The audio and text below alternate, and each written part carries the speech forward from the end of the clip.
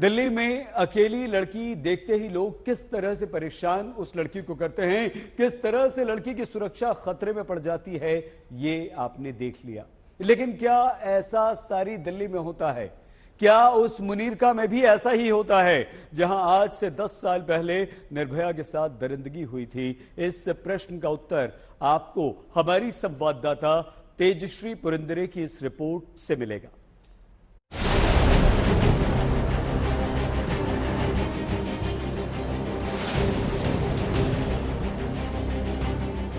दिल्ली का मुनीरका इलाका रात 12:15। आज तक संवाददाता तेजश्री को एक टैक्सी ड्राइवर घर छोड़ने की जिद करते हुए कहता है, हमारा कुछ नहीं करे यार, टैक्सी वाले हमारा कुछ नहीं करेंगे। ये वही मुनीरका जहां पर निर्भया के साथ आज से 10 साल पहले दरिंदगी हुई थी। उसे ड्रॉप करने के बहाने बस में बैठाया गया था। निर्भया की मौत के इतने साल बाद कुछ नहीं बदला है, क्योंकि दिल्ली में पुलिस का किसी को खौफ नहीं है। इसीलिए आज तक संवाददाता तेजश्री को कार सवार पूछता है, आप यहाँ क्यों खड़ी हैं? टैक्सी वाला पूछता है, आपको कहाँ जाना है? एक और कार सवार पूछता है, मैडम कहीं ड्रॉप कर दूं? दिल्ली में अकेली लड़की को देखते ही आधी रात को भी अजनबी भी मददगार बन जाते हैं। लेकिन वाकई में ऐसा है? हकीकत डराने वाली है। इस वक्त मुनीरका के बस स्टैंड पर रियलिटी चेक कर रहे हैं। ये जो गाड़ी आपने देखी काले रंग की, इसमें एक व्यक्ति बैठा हुआ था। 3 बार ये हमारे सामने से चक्कर मारकर गया और अब आकर इसने पूछा कि आपको कहाँ जाना है। ऐसे करने वालों में ये निजी कार का ड्राइवर भी शामिल है, जो तेजश्री को कार से छोड़ने की जिद करता है। सॉरी, नहीं थैंक यू, मैं आपको जानती नहीं हूँ। I can't hear you, music बंद कर देंगे? सर, मैं जानती नहीं हूँ, आपको कैसे जा सकती हूँ? दिल्ली में माहौल ऐसा ही है कि कोई किसी पर आधी रात को भरोसा नहीं कर सकता।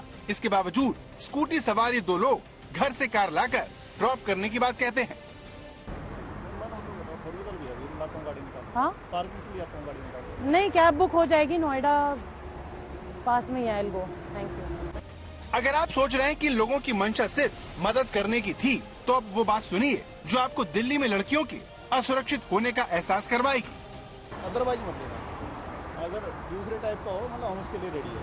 अगर आप सॉरी, आप बुरा मान जाओगे, एक्चुअली बुरा नहीं मानोगे ना, कुछ ही बोल दो है ना। अगर आप नाइट वगैरह मारते हो तो हम रेडी है। नो थैंक यू, वैसे तो नहीं, मैं चली जाऊंगी। Thank you so much. Citizen हो ना, नॉर्मल हो ना। जी जी जी, मैं नोएडा में रहती हूँ, यहाँ जॉब करती हूँ। स्कूटी वाले की सोच से अगर आपको हैरानी हो रही है, तो आप इस कैब ड्राइवर की बात सुनिए, जो कहता है कि उसका पीसीआर वैन भी कुछ नहीं बिगाड़ सकती। हमारा कुछ नहीं करे यार, टैक्सी वाले हमारा कुछ नहीं करेंगे।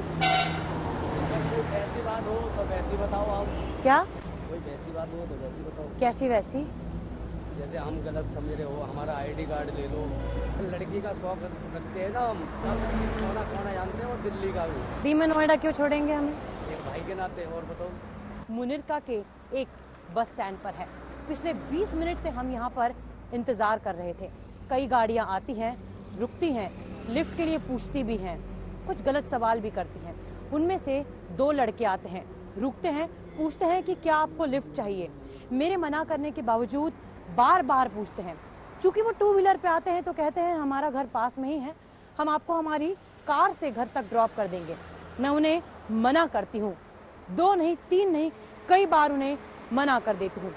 वो फिर पूछते हैं कि क्या आप किसी और चीज़ में दिलचस्पी रखती हैं, किसी और चीज़ में आप इंटरेस्टेड हैं तो वो भी आप बता दीजिए, कुछ और सीन है तो वो भी बता दीजिए।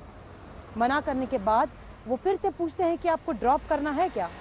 और इस सब के बावजूद सबसे हैरान कर देने वाली बात तो ये है कि यहाँ पर मेरे राइट हैंड साइड पर बस स्टैंड है जहाँ पर ये घटना घटित हुई, और मेरे लेफ्ट हैंड साइड पर पुलिस की पीसीआर वैन गश्त भी कर रही थी।